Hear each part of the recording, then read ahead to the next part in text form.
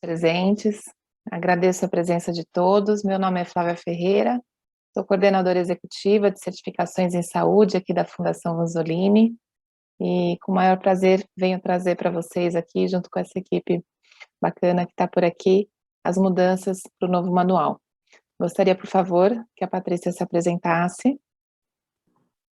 Boa noite a todos. Meu nome é Patrícia Turbay, eu sou coordenadora técnica da ONA na Fundação Vanzolini.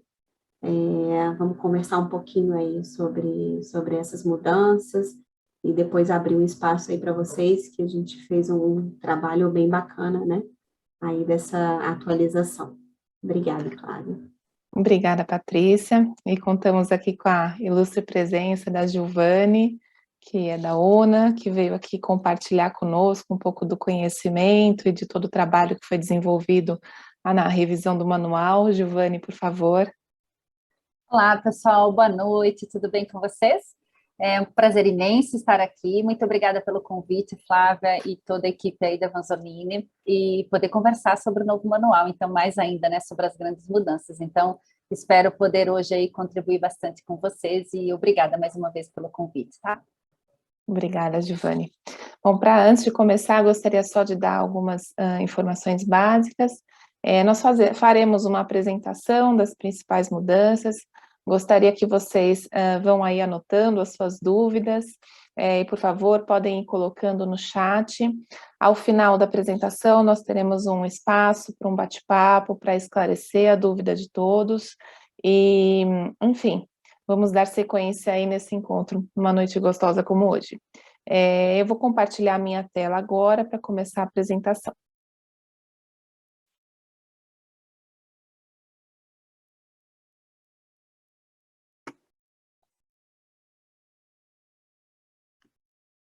Vocês veem minha tela? Sim? Sim, Flávia. Bem. Bom, então a revisão do manual foi um trabalho bastante intenso, né? Giovane e Patrícia participaram. Nós começamos esse projeto, na realidade a ONA começou e nos convidou como IAC para participar desse projeto. O iniciou no final de 2020, acho que ali meados de setembro, outubro. E, enfim, pensando primeiramente quais seriam as equipes que trabalhariam nessa revisão, como que seria dividido, qual que seria o cronograma desse trabalho todo, e a ONA optou por dividir em grupos de trabalho, das quais existiu um comitê executivo formado pelas IACs, da qual a Fundação Vanzolini participou, e grupos de trabalho. Esses grupos, eles foram subdivididos nas subseções do manual, e nós tivemos, assim, um orgulho, um grande prazer de termos especialistas avaliadores nossos participando de quase todos os grupos das subseções. Então, a turma da Vanzolini está bastante engajada, pelo menos um especialista participou de cada subseção de revisão do manual. E então tivemos aí, como vocês podem ver, em torno de 140 profissionais envolvidos nesse projeto. Foi um projeto bastante abrangente, bastante extenso. Foram 4 meses de trabalho para a revisão. Está dando um pouquinho de retorno, equipe. Obrigada. Foram 4 meses de trabalho, a revisão de todos os requisitos, em torno de 220 reuniões desses grupos de trabalho. Foram reuniões árduas aí, semanais, às vezes mais que uma vez por semana. E, enfim, a ONA conseguiu fazer o acompanhamento dessas reuniões, então, sempre tinha um representante da ONA, algum analista técnico, a Giovane mesmo participou de muitas reuniões conosco, para que a gente conseguisse fazer esse projeto seguir em frente. A ONA convidou sociedades e associações participantes, então tivemos aí a Associação Brasileira de Engenharia Clínica, de Física Médica, a Administração e Oftalmologia, a Sociedade Brasileira de Cardiologia, dentre tantas outras associações e conselhos tá? Eu acho que isso traz um respaldo técnico e um embasamento bastante grande para a revisão do manual, para que realmente se adeque às necessidades de todas as organizações de saúde que estão envolvidas aí junto ao Sistema Brasileiro de Acreditação. Hoje, o manual, ele é, o de organizações prestadoras de serviço de saúde, ele é um volume único. Esse manual, ele tem em torno de 150 páginas, e com a revisão, esse manual, ele inflou bastante, né, depois eu vou explicar para vocês o porquê, tá? Então, esse manual hoje, ele está em torno de 430 páginas, e para que não ficasse, né, um volume, assim, muito grande, que ficasse de difícil manuseio, vem uma novidade aí que a ONA trouxe, que serão 4 volumes. Eles serão divididos nas seções do manual, como vocês já devem saber, a seção de liderança, seção de assistência, seção de apoio e seção de toda a parte de imagem, tá? Eles virão numa caixa box, então cada manual ali dentro da caixa, e continuarão tendo aquele espiral que eu acho que é de grande valia para que a gente possa manusear, escrever, verificar. Isso para os avaliadores é bastante importante. Imagino que para quem faz a implantação do sistema de gestão aí em saúde também é bastante importante o manuseio do volume. Temos como principais mudanças dentro dessa revisão a autoavaliação. Nós vamos passar por essas principais mudanças, tá? A parte do dimensionamento de avaliadores para as avaliações, toda a parte de orientações e sugestões de evidências, requisito a requisito, a pontuação que vai compor aí a recomendação dessa visita, dimensões da qualidade, fundamentos em gestão, há novos serviços inclusos aí no manual e também algumas novas subseções. Como eu disse primeiro, a autoavaliação. Qual que é a novidade da autoavaliação? Aqui existe um ciclo, né? Então, a gente traz aqui desde o início, quando a instituição escolhe a instituição acreditadora, a organização de saúde escolhe a instituição acreditadora, existe toda aquela questão da avaliação da elegibilidade, de documentação, que vocês estão acostumados, a realização do diagnóstico organizacional, que há aqueles que optam e aqueles que acabam fazendo direto a acreditação inicial, por não ser obrigatório, e aí, então, a autoavaliação. A autoavaliação, ela é obrigatória antes da acreditação inicial. Como que vai ser essa autoavaliação? Uma vez que foi feita a inscrição da instituição, da organização de saúde dentro do sistema Integrare, vocês vão ter aí o acesso como se fosse um relatório de avaliação. Nesse acesso, vocês vão passar requisito a requisito, pontuando ali o entendimento que vocês têm do nível de conformidade daquele requisito.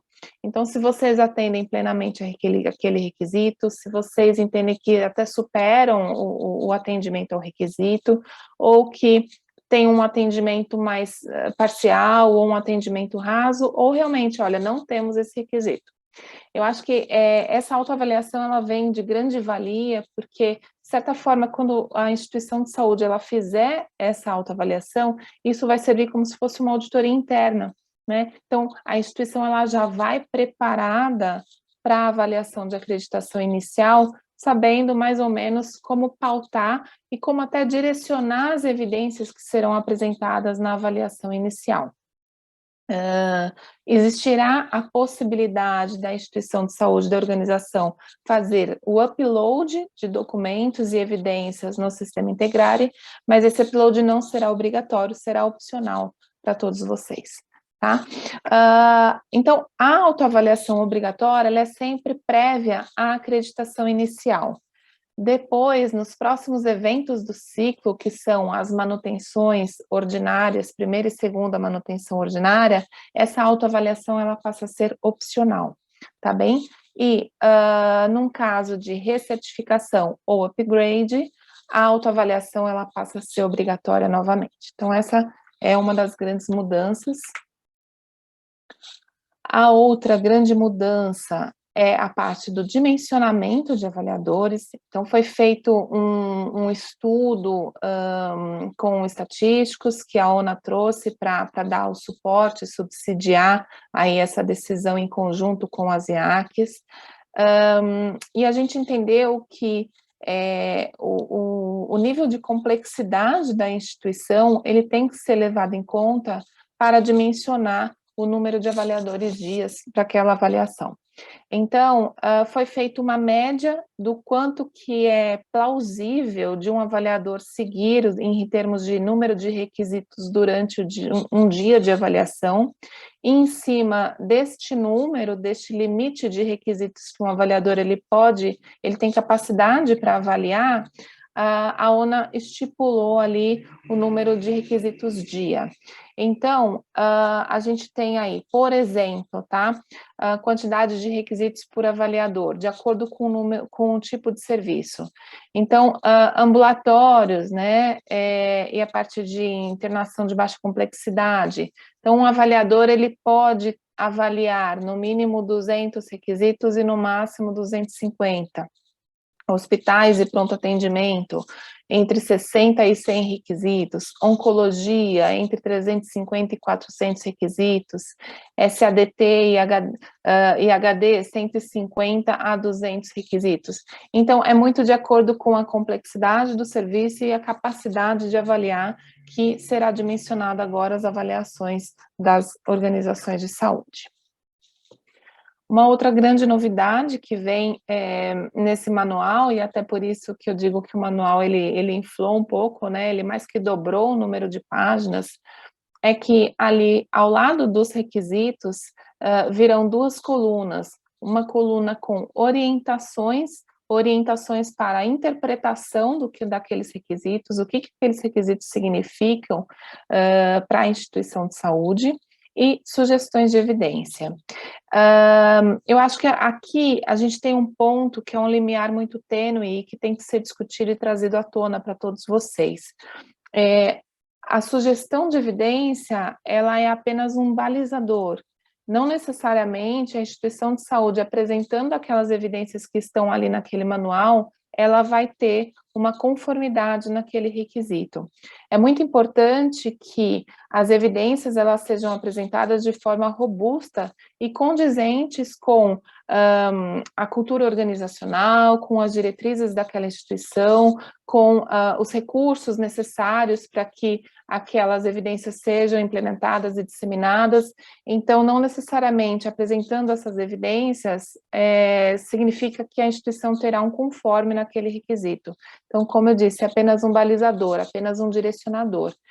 Quem vai, de fato, estipular se aquele requisito é conforme ou não é o avaliador, com toda a sua competência técnica e a sua experiência, analisando todo o contexto e o perfil daquela organização para validar se aquilo que foi apresentado é condizente ou não com o requisito. Aqui eu passo a palavra para a Patrícia, que vai dar continuidade na nossa apresentação.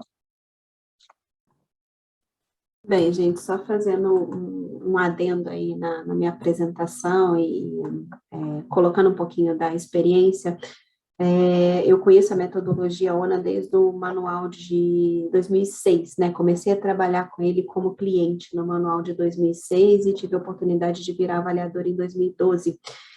E quem conhece, assim, os manuais antigos, né, a gente vê uma grande evolução, e, assim, eu fico extremamente honrada em fazer parte dessa história, né, a Gil sabe disso, né, a Giovanni é muito próxima da gente, né, e assim, é uma grande honra fazer parte dessa robustez que virou esse manual. Então, assim, pegando o gancho do que a Flávia falou, né, a gente tem aqui, nesse novo manual, que inicialmente, eu vou até roubar uma fala da Giovanni, inicialmente a ideia de fazer orientações e sugestões de evidência era para que vocês pudessem fazer a autoavaliação de forma com melhor entendimento. Só que isso ficou tão bacana, né, que foi para o manual. E aí, isso, mesmo quem, de repente, não vá buscar acreditação agora, pode utilizar o manual como uma base para fazer uma gestão bacana, né? Mesmo que não seja, mesmo que isso não vá evoluir para uma acreditação de fato. Então, aqui, essa parte inicial da tabela, né, de sessões aplicáveis ou não, isso já vinha do manual de 18, tá? Só foi ajustado porque também tinham algumas subseções que estavam obrigatórias, que não necessariamente precisariam, então isso foi sendo ajustado, tá, ao longo do manual. Essa descrição da sessão também, foram feitos alguns ajustes de fala, mas nada tão, né, impactante. Embaixo a gente vem, né, com a subseção, no caso do exemplo aqui, a subseção 1.1, a definição dessa subseção, o padrão de nível 1, né, isso tudo já existia, né, isso tudo a gente já tinha no manual, já tem, né, desculpa, existia não, já existe, no manual de 18, e aqui embaixo vem as colunas dos requisitos, que é o que hoje a gente já tem também, né, com acréscimos de vários novos requisitos, as orientações, que são uma tradução, né, desses requisitos. Então, isso fica muito bacana para quem, às vezes, está tendo um primeiro contato com o manual, às vezes fala que, o manual é muito subjetivo, né, às vezes a gente ouve muito isso, eu não entendo esse requisito. Então, a gente vem com essa ideia de traduzir isso nessas orientações. E as sugestões de evidência, né, como a Flávia falou, são alguns exemplos, né, algumas sugestões, como o próprio nome tá falando ali, que vocês podem se direcionar na hora de falar, olha, eu atendo ou não atendo esse requisito, né? Mas como eu coloquei, são exemplos, às vezes vocês podem até extrapolar, né, alguns desses exemplos aqui, são mais um direcionador para vocês. Pode passar, Flávia.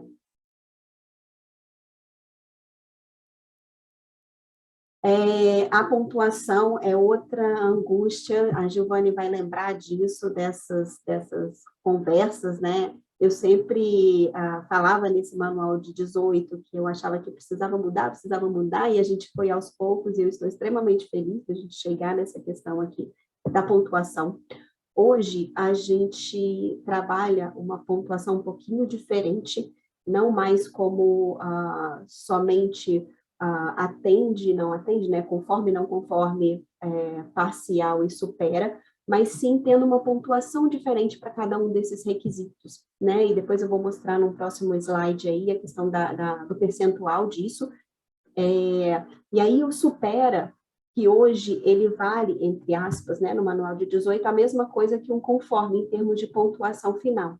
A partir de 22, não. Quando a instituição superar de fato um requisito, fizer algo a mais do que aquele requisito pede, ele vai ter um bônus ali. E aí, se vocês repararem, se o não conforme, né, é zerado a pontuação, não está na tabelinha, mas é zerada a pontuação, se vocês repararem que se eu tiver lá uns 5 superas, ele acaba cobrindo o não conforme no final das contas, no final da continha lá que o Integrare vai fazer. Outra coisa também importante é que a gente vai ter os requisitos core, que eu vou falar um pouquinho mais à frente, são aqueles requisitos essenciais. Esses requisitos, eles não vão poder ser não conformes, tá? E aí a gente vai conversar um pouquinho sobre isso também. Pode passar, Flávia. Então, essa é a tabelinha que agora a gente vai utilizar, né? Vocês conhecem o manual de 18, né? Hoje a gente trabalha com percentual de conformidade mais supera, percentual de parcial conforme e percentual de não conforme em cada um dos níveis. A gente precisa trabalhar naquele percentual ali. Essa divisão acabou, a gente vai trabalhar com o somatório, né, dessa pontuação com base naquela tabela anterior que eu falei para vocês. Então, supera valendo 1.2, o conforme valendo 1 e o parcial valendo meio e o não conforme valendo 0. No somatório disso tudo, no nível 1, a gente vai precisar atingir 80% dessa pontuação, tá? Somando, quando a gente for falar de nível 2, a gente vai somar todos os requisitos de nível 1 e de nível 2 para atingir 85%. E quando a gente for falar de nível 3, esse mesmo somatório de 85% de requisitos nível 1 e nível 2 e atingir pelo menos 80% de conformidades de pontuação no nível 3, tá? E vai ter, em paralelo, uma tabela à parte dos requisitos CORS. Então, a gente vai precisar atingir tanto essa tabela de cima, que é a pontuação geral da instituição, incluindo os requisitos CORS, quanto a tabela dos requisitos CORS, que vão ser aqueles requisitos essenciais, que hoje nós, avaliadores, já temos meio que de cabeça quais são aqueles requisitos que eu não posso deixar passar, sabe? Aquele requisito que, olha, eu preciso investigar mais, aquele requisito que a gente precisa, olha, incentivar cada vez mais o cliente, porque está focado lá na segurança do paciente, então eu não posso deixar isso passar. Então, isso vira o core, isso virou o requisito essencial. E para esses vai ter uma pontuação que a gente vai considerar pelo menos 90%, né, do nível 1, juntando o nível 1 com o nível 2, 90% também, e juntando o nível 1, nível 2 e nível 3, quando o cliente for nível 3, também 90%, tá? Então, elas vão acontecer em conjunto. Para eu poder ser certificado nível 1, eu vou precisar atingir 80% no geral e pelo menos 90% no core, tá? Qualquer dúvida, se ficar aí nessa questão da pontuação, vocês coloquem aí no chat, depois a gente esclarece um pouquinho melhor, porque é algo bem novo e acredito eu que vai dar muito certo, vai ser bem bacana. Patrícia, eu só gostaria de complementar que esses 10% aí que tem de folga no cumprimento desses requisitos, só relembrando, eles não podem ser não conformidades, tá? Então, a gente pode ter parcialidades ali no cumprimento daqueles requisitos que vão compor essa folga aí dos 10% para vocês trabalharem, tá bem? Perfeito, Flávia, obrigada aí. Pode passar.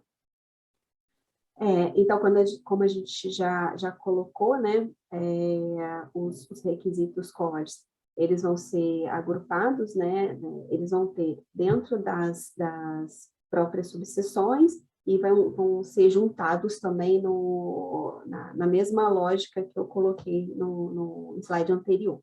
Esse aqui eu já expliquei, Flávia, pode passar. Outra novidade, né, pode voltar, isso.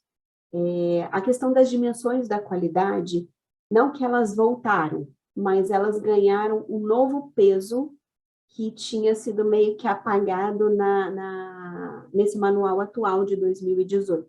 Então, a gente volta com a questão das dimensões da qualidade, realmente perpassando cada um dos requisitos, dando essa base, que era muito forte no manual de 10, de 14, ficou um pouquinho apagadinho no 18 e a gente voltou a discutir muito isso. Então, cada requisito que a gente discutia na revisão do manual, a gente fazia esse link para ver se estava com base nessas dimensões da qualidade. Depois a gente vai passar por cada uma delas.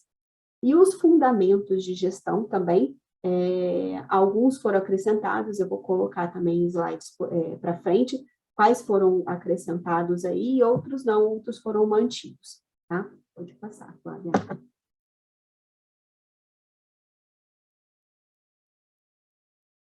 Então, das dimensões da qualidade, a gente tem a dimensão da segurança, né, que vai passar na maioria dos requisitos aí de nível 1, né, para a gente, a ideia dela é exatamente não lesar, né, primeiro não lesar, né, o paciente. A dimensão da efetividade, isso já está muito forte, acredito eu, que as instituições aqui presentes, que já são nível 2, a gente já fala muito de efetividade, sempre que a gente busca, né, avaliar o nível 2, avaliar protocolos, avaliar indicadores, avaliar eventos, a gente sempre fala muito de efetividade, para ter essa assertividade mesmo ali da assistência. O cuidado centrado no paciente, né, isso já é uma tendência mundial e veio forte, né, nessa versão do manual. Então, a gente precisa, de fato, a gente vai ver que tem vários requisitos, não só lá no nível 3 mais, porque a gente focava muito a experiência do paciente lá no nível 3, agora a gente traz isso desde o nível 1, tá? Colocando o paciente realmente no centro do cuidado. Né, o plano terapêutico, ele precisa ter esse envolvimento do paciente. Então, a gente traz, reforça, né, isso que já existia, a gente deixou isso mais claro em cada um dos requisitos, e se não está no requisito, está na orientação. Lembrando também uma questão muito importante, que é a gente trabalhar aquela questão da valorização de cada um dos indivíduos, levar em consideração as preferências dele, ouvir o paciente, né? Porque às vezes ele não quer fazer um tipo de tratamento, ele prefere morrer a fazer uma hemodiálise, por exemplo. Eu já ouvi isso de pacientes. E aí, né? Como que a gente lida com isso? É uma decisão dele, tá? Então a gente traz isso para a dimensão. Pode colocar fora. A dimensão oportuna, essa é uma dimensão bem bacana, né, que a gente trabalha muito para prestar o cuidado no tempo certo, né? Então, a gente tem vários requisitos linkados a essa dimensão, que é trabalhar esse tempo de espera, o tempo de espera do paciente no pronto-socorro, o tempo de espera para a chegada da ambulância, o tempo de espera para a liberação de um laudo de um paciente suspeito de AVC. Então, eu trabalhar reduzindo essas esperas para que eu tenha um cuidado melhor. A eficiência, né, que é trabalhar toda essa otimização de recursos, né, eu fazer mais com menos, né, então eu trabalhar com qualidade, mas de forma sustentável, né, evitando desperdícios, trabalhar, tem várias metodologias aí bacanas para a gente poder trabalhar essa eficiência. A equidade, né, fornecer o cuidado de qualidade para todos, sem distinção, né, então tem vários requisitos também linkados a isso. Hoje a gente já tem no manual o requisito de considera as individualidades, né, dos pacientes, etc., e a gente traz isso de forma mais clara também para esse manual de 22. Pode passar, Flávia. Em relação aos novos fundamentos, eu acho que uma grande novidade como fundamento, né, não como requisito, mas como fundamento é a governança clínica. Por que não como requisito? Porque os pilares da governança clínica, eles já estão presentes no manual de 18, só que não com o nome governança clínica, como a gente colocou no manual de 22, né? Porque se vocês buscarem, né, um pouquinho mais sobre governança clínica, lá do NHS, a gente já fala no manual sobre um pouco, né, sobre efetividade clínica, sobre auditoria clínica, tem requisitos específicos sobre isso, né? Gerenciamento de risco, né? O nosso manual de 18, ele é lotado de requisitos de gerenciamento de risco. Comunicação clara, transparente, a gente já fala isso, tanto na comunicação efetiva, como mesmo no disclosure. Então, a gente traz isso novamente para o manual de 22, só que agora dando uma robustez maior e colocando o nome, né, governança clínica, esse gerenciamento de governança clínica, o planejamento disso e como que eu avalio se isso está sendo cumprido ou não, né? Se eu estou de fato fazendo governança clínica ou não. Pode passar, Flávia. A integralidade e continuidade do cuidado, de novo, né? Isso entrou como fundamento, mas já existe hoje em diversos requisitos do manual de 18, que é exatamente a gente trabalhar essa integração. Uma das grandes novidades também desse manual é que a gente incluiu diversas NAs, diversos novos serviços, também pensando nessa integralidade. Então, hoje a gente trabalha desde da atenção primária, né, até lá a atenção domiciliar, todos esses novos serviços entraram, exatamente para a gente conseguir trabalhar toda essa integralidade. Isso tudo precisa estar relacionado para que eu tenha continuidade do cuidado. Então, isso entrou como fundamento, e os fundamentos, eles aparecem, né, nos diversos requisitos. E uma grande novidade, na verdade, um grande desafio, né, quando a ONA propôs isso, eu particularmente acho um grande desafio, mas eu acho que é uma tendência, é a alta confiabilidade.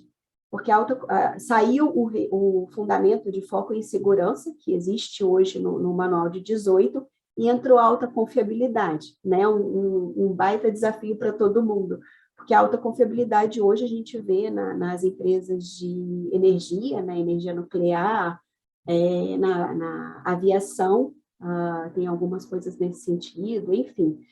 E a alta confiabilidade é um grande desafio para a gente não vai ter 100%, né, a gente não vai conseguir zerar as nossas falhas, infelizmente, na área de saúde, mas a ideia da alta confiabilidade é que a gente tenha o menor número de incidentes, de eventos adversos, e aqueles que eu tenho, eles tenham danos não tão graves ou óbito. Então, eu consigo gerenciar bem, então eu faço uma barreira bem robusta ali, em termos de gerenciamento de riscos, e se passar, passa com menos danos. Tá? Então, essa é a ideia da alta confiabilidade para a área de saúde. A gente não consegue ter 0 acidentes, né? Pode passar. Patrícia, acho que eu só gostaria de complementar que isso será um desafio para todos, né? Para nós, como avaliadores também, como cobrar isso das instituições, e principalmente um trabalho de cultura, né? Que as instituições elas terão que reforçar. A gente sempre teve aquela questão da subnotificação, e isso ainda é presente, né, nas nossas instituições, infelizmente. O aprender com os erros, muitas vezes ele acaba sendo omitido ali, por medo, por insegurança, né?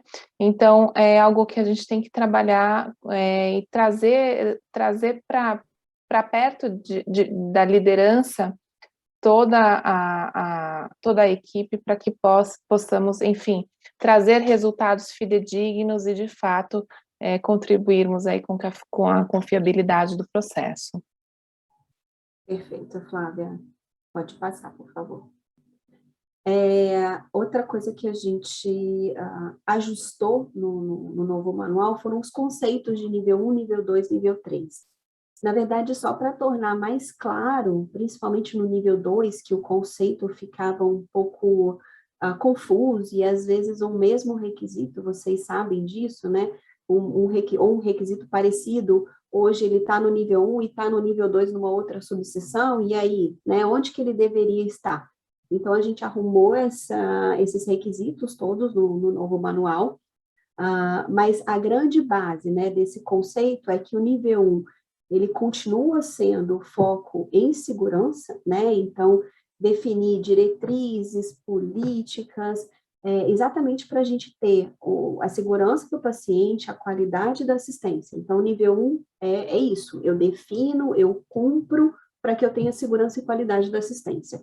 Já no nível 2, né, eu rodo isso daí e começo a fazer a interação entre os processos, né? É o tal do hospital sem paredes, que eu costumo falar com vários clientes que eu faço avaliação. Gente, tira as paredes. Acabou aquela fala de, olha, isso aqui não é comigo, isso é com o fulano. Não, a gente não quer ouvir esse tipo de coisa, tá? Porque o hospital é um só, o paciente é um só, o paciente é do hospital, o paciente não é do setor internação, não é do centro cirúrgico, o paciente é do hospital X. Então, a gente começa a trabalhar essa gestão, começa a ver resultados, começa a trabalhar as melhorias, tá? Então, esse é o nível 2. E o nível 3, eu brinco também, que nada mais é do que um 2 robusto. Então, a partir do momento que eu rodo as melhorias, faço esses ciclos, ganho maturidade, eu sou o nível 3, tá? Então, vocês vão ver que o nível 3 são pouquíssimos requisitos, como já é, né, no manual de 18, a gente manteve esses poucos requisitos, mas são requisitos de maturidade e eu preciso, obviamente, para atingir o nível 3, ter atingido o nível 1 e o nível 2 de forma robusta, tá? Então, o nível 3 é essa maturidade, é um nível 2 bem 2.8, 2.9, e aí eu estou chegando lá no 3, tá? Pode passar, Flávia. Então, as novidades aí de serviços, né? As novas NAs. O serviço de anatomia patológica, como o NA, né? Hoje, a gente já avalia essa subseção, mas ela era uma subseção no manual e a gente avaliava dentro da NA de serviços laboratoriais. Então, hoje a gente vai ter uma NA específica para ela, tá? Específica de anatomia patológica. Atenção primária também entrou, lembra que a gente falou sobre a integralidade do cuidado? Então, a gente começa lá na atenção primária. passa pelo atendimento pré-hospitalar e transporte interhospitalar, que era uma grande busca por vários serviços desse tipo. Eu já vinha ouvindo isso do mercado, desse tipo de serviço, querer buscar acreditação ONA e não tinha como, né? Ele era apenas um terceiro dentro de um hospital, ele era avaliado como terceiro, mas ele não tinha uma NA própria para ela, uma subseção própria para ela.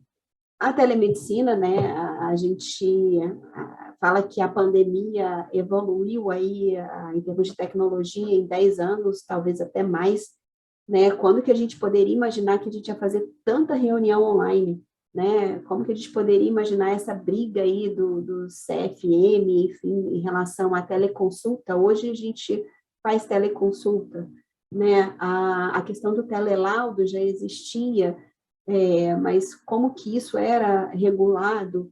Então, a gente trouxe isso tudo, fora a questão toda dos wearables, que já é uma realidade também em diversos hospitais. Como que eu gerencio isso tudo que já é presente, né? E que acelerou com a pandemia? Então, assim, é uma subseção que a Gil estava até falando sobre ela para os avaliadores hoje, num outro webinar, e é uma subseção, assim, muito bacana e muito atual. Eu acho que veio a agregar demais. E o serviço odontológico, ele já tinha um manual específico dele, e agora ele está sendo agregado no manual de OPSS, tá? Pode passar, Flávia. E as novas subseções, né, que entraram nesse novo manual. A gestão da comunicação, por que eu coloco agora separada? Porque ela já existia, né, só que ela ficava junto ali da TI, como gestão de informação, e aí a gente falava de comunicação. Mas agora ela ganhou uma subseção própria, exatamente pela importância da comunicação dentro do serviço de saúde, né? Vocês sabem bem que a falha de comunicação é um tipo de evento que acontece muito, não só no ambiente de saúde, mas em qualquer tipo de empresa, e isso pode gerar diversos tipos de evento, e gera, tá? A gente pega vários eventos aí nesse sentido. Assistência oftalmológica, não sei se tem alguém aí do público de hospital oftalmológico, mas nós da Vanzolini temos vários clientes na área de oftalmologia, e, né, era sempre uma grande angústia, porque a oftalmologia, ela tem várias particularidades, né, e foi muito bacana essa discussão na oftalmologia de trazer isso para dentro do manual, né, olha, eu estou aqui, meu paciente, às vezes ele não dorme, na maior parte das vezes ele não dorme, ele não fica aqui internado, eu tenho uma realidade diferente, o meu plano terapêutico é diferente, então, assim, isso foi muito bacana, trazer isso à tona, né, para a discussão. Como eu falei da NA, o atendimento pré-hospitalar e remoção, né, também entrou aí como uma nova subseção, com os requisitos próprios, aí pensando na segurança, como eu falei, lembra que eu falei lá da dimensão da qualidade oportuna, né, dos tempos, tem requisitos sobre esse cumprimento de tempo, né, de chamada, até a chegada da ambulância, que é extremamente importante, né? E a gente sabe que 1 minuto na área de saúde faz toda a diferença. A assistência odontológica, como a gente já tinha colocado, né? Que entrou como um novo serviço e automaticamente entra também como nova subseção. A mesma coisa a telemedicina, atenção primária à saúde também, e atenção domiciliar, né?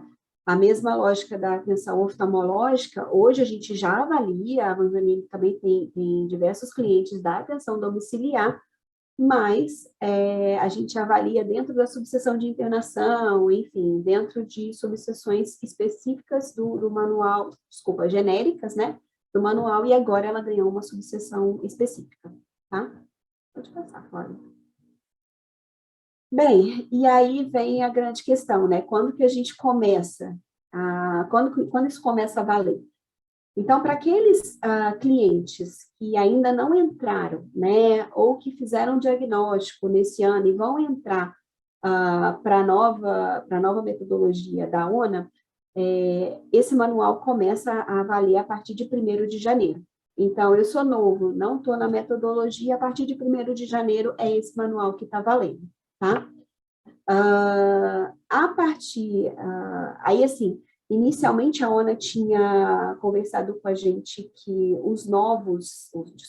as recertificações e upgrades teriam um prazo até 30 de abril, né, para poder decidir se queriam entrar na nova metodologia ou se iriam manter na metodologia de 2018, mas recentemente, deve ter umas 2 semanas, eles conseguiram a aprovação do conselho para que isso fosse mudado. Então, agora, quem já está no sistema, quem vai fazer recertificação ou upgrade, vai ter até 30 de junho. Desculpa, gente, ficou errado ali. É 1º de julho, tá? Vai ter até 30 de junho para definir. A partir do dia 1º de julho, começa o novo prazo para quem entra nesse novo manual de 22, tá? Então, a regra é novos clientes, 1º de janeiro. Clientes atuais que vão fazer recertificação ou upgrade, a partir do dia 1º de julho, já tem que estar na versão de 22, tá?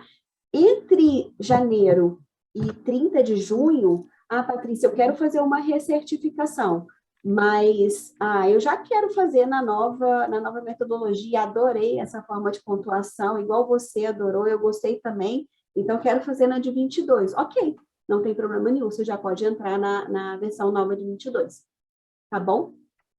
Eu acho que é isso, Flávia. Passa aí pra Peço mim, desculpas, fiz a correção aí Desculpa. rapidinho, até para aqueles que, se quiserem fazer print de tela, fazerem o print da informação correta, mas de qualquer forma, assim como a Vanzolini, ela divulgou para todos os seus clientes e partes interessadas as regras de transição que haviam sido informadas anteriormente pela ONA, cujo prazo era 30 de abril, nós publicaremos, tá? Então, em site, enviaremos e-mail para todos os interessados sobre essa nova decisão do Conselho de Certificação da ONA sobre a mudança do prazo aí para recertificações e upgrades ainda no manual 2018, tá bem?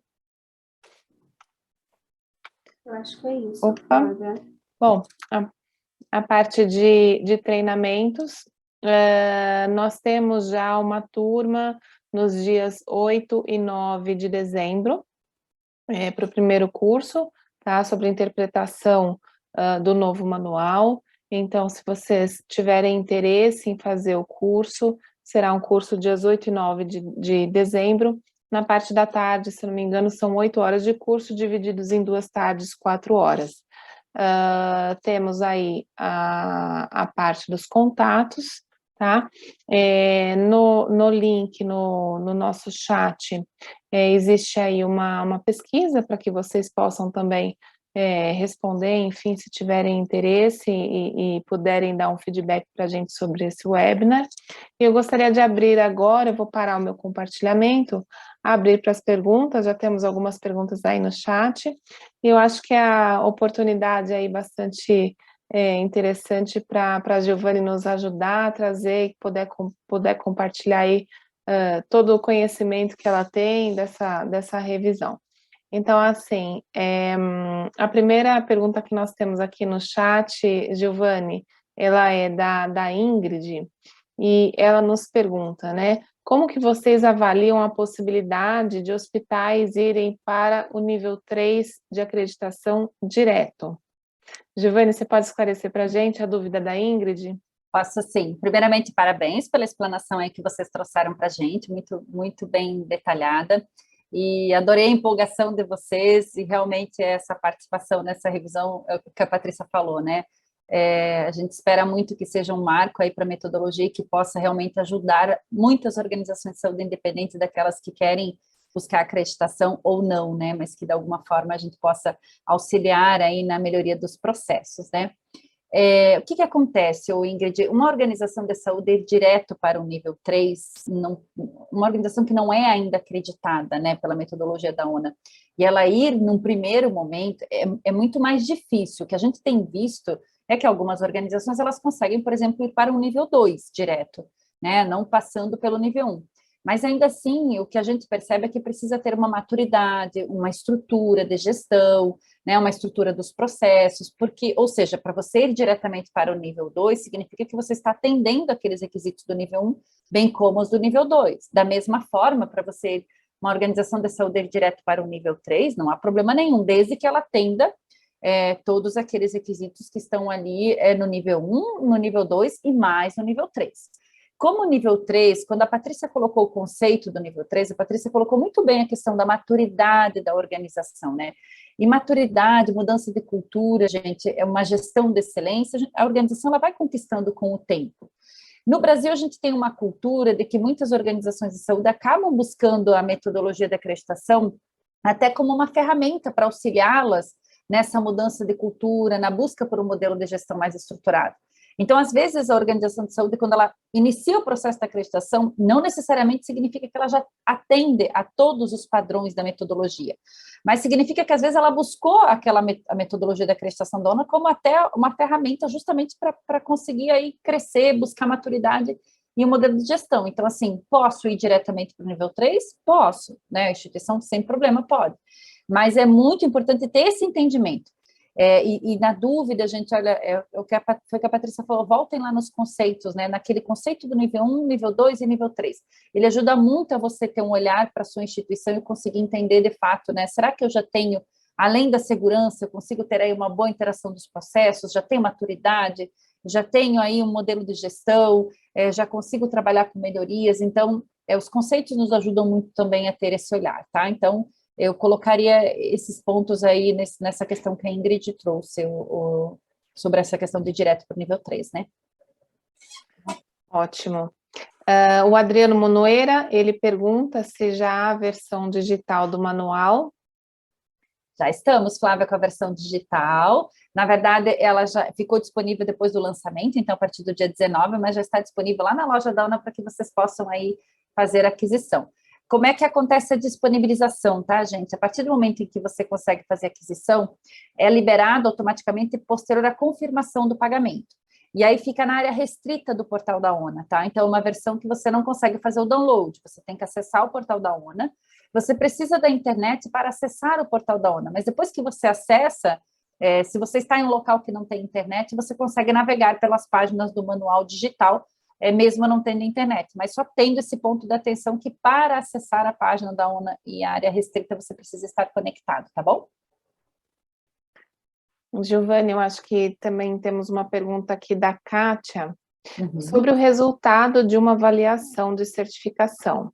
Se acontecer o resultado de não acreditado, há um intervalo para pedir uma nova avaliação? Houve alguma alteração nesse aspecto? Não.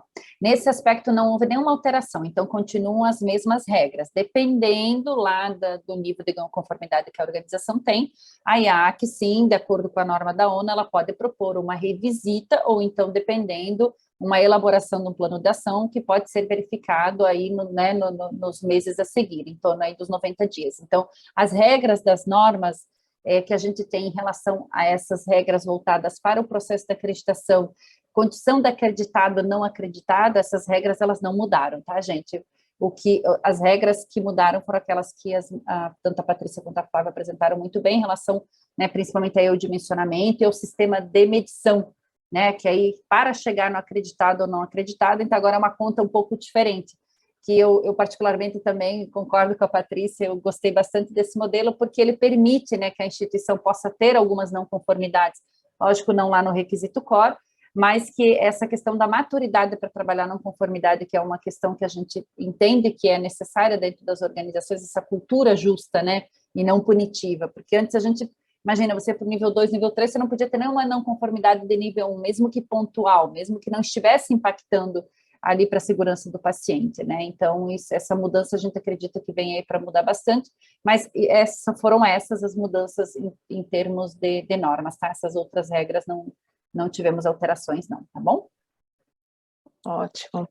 A Ingrid, ela pergunta se houve alguma alteração importante nas NAs e nas NOs. Sim, nas NOs não necessariamente, como eu acabei de dizer, né, nas normas orientadoras, então essas regras para a organização entrar em termos de elegibilidade, por exemplo, aqueles critérios gerais, né, que você sabe que tem que ter lá toda a documentação da vigilância em dia, que tem que ter lá um ano de constituição. Então, por exemplo, essas regras básicas, elas não tiveram alteração. Mas pensando no escopo das normas de avaliação, sim, nós tivemos alteração, tanto na inclusão de novas normas, né, como foi apresentado. Então, a nova norma voltada para anatomia patológica, né, que antes estava junto à NA lá, a norma de avaliação do laboratório, então agora ela tem uma NA separada, que às vezes a instituição ela ficava assim, poxa, mas eu quero que apareça no meu certificado, né, que eu sou anatomia patológica, e aparecia só serviços laboratoriais. Então, agora tem essa norma lá específica, tanto na norma de avaliação, bem como dentro do sistema. Da mesma forma, as novas normas de avaliação, tá? Então, elas foram incluídas aí, atenção primária, atendimento pré-hospitalar, e tem também, gente, assim, alguns ajustes que nós fizemos em algumas normas, por exemplo, deixando mais claro, lá na norma de avaliação do atendimento ambulatorial, que unidades ambulatoriais multidisciplinares, elas se aplicam também para acreditação. Ou então, unidades ambulatoriais, por exemplo, do atendimento só de fisioterapia, se aplica. Então, antes às vezes, as organizações de saúde ficavam um pouquinho na dúvida. Então, o que nós também aproveitamos esse momento foi para tentar deixar a descrição de algumas normas de avaliação um pouco mais claras, tá, gente? Para facilitar aí a compreensão de todas as organizações de saúde, tá? Temos mais duas perguntinhas aí, próximas das 21 horas. Bom, a Alessandra, ela pergunta, um serviço já certificado, né, acreditado em nível de excelência, ele precisa participar das auditorias dos parceiros por outra IAC? Houve alguma alteração? Uma organização que ela já é nível 3, se precisa participar das auditorias dos parceiros por outra IAC, você é acreditado como a IAC, exemplo aqui é a Vanzolini, você está me perguntando se tem que participar da auditoria. Eu acho que é como terceiro, IAC? Gil. Terceiro. Deixa eu ajudar aqui, talvez aí você me interrompa. Me ajuda a entender. Mas é assim, é o serviço, por exemplo, de laboratório, ele já é certificado, a norma não mudou, tá, em relação a isso, Alessandra. O serviço terceirizado de um hospital, ele já é certificado, a equipe avaliadora que define, a norma fala que ele pode optar ou não por fazer a visita em loco, tá? Se ele já tem a certificação. Não é isso, Gil? Isso a gente não mudou.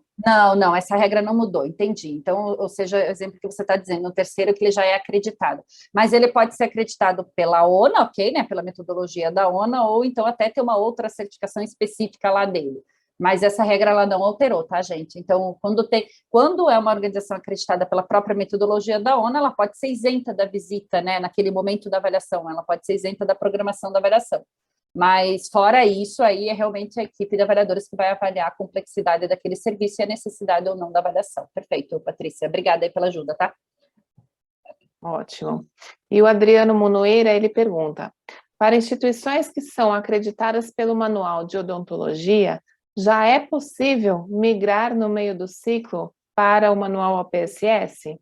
Eu gostaria muito que essa resposta pudesse ser um sim, que eu pudesse dizer assim, vai, pode, agora, não precisa nem esperar fechar o ciclo, porque ficou excelente a revisão e fora que o manual anterior, né, o manual que a gente tem hoje, que é considerado vigente, ele já está bastante aí defasado. Então, assim, infelizmente não, você tem que esperar fechar o ciclo, então se você ainda tem uma manutenção ordinária ou duas para realizar, você precisa concluir esse ciclo para depois você ir para o manual novo, tá? Tomara que você já esteja, o Adriano, concluindo esse ciclo e que você possa rapidamente ser recertificado aí já no OPSS, tá? Na odontologia já vindo aí nessa nova versão dentro do OPSS, com uma subseção específica, norma da avaliação e com toda essa revisão bem atualizada, tá? Mas, infelizmente, no meio do ciclo não é permitido não, tá bom?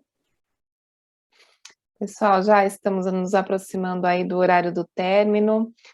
No chat, vocês podem acompanhar, a equipe de apoio colocou ali um link para que vocês consigam acessar a parte dos nossos cursos, então aqueles que tiverem interesse em fazer o curso, para entender requisito a requisito, o que houve realmente de mudança para essa nova versão, não só esses tópicos macro que foram apresentados aqui. Se puderem, por favor, responder a nossa pesquisa de satisfação, isso é importante para a gente ter a retroalimentação e ver o que a gente pode melhorar sempre nas nossas apresentações para vocês. E mais uma vez eu gostaria de agradecer a presença especial aí da Giovani, representando a ONA. Foi com grande carinho que ela veio trazer todas essas elucidações aqui para as nossas dúvidas. Agradecer a Patrícia por todo o apoio técnico que tem dado aí e suporte para a nossa equipe, para os nossos avaliadores, e mais uma vez a equipe da Vanzolini aí por todo o carinho que a gente tem para conduzir esse trabalho da ONA junto aos nossos clientes, tá bem? Obrigada a todos pela participação e espero vê-lo em breve em avaliações, ok? Tchau, tchau, pessoal. Tchau, gente. obrigada. Boa noite. Boa noite. Até o curso. Tchau.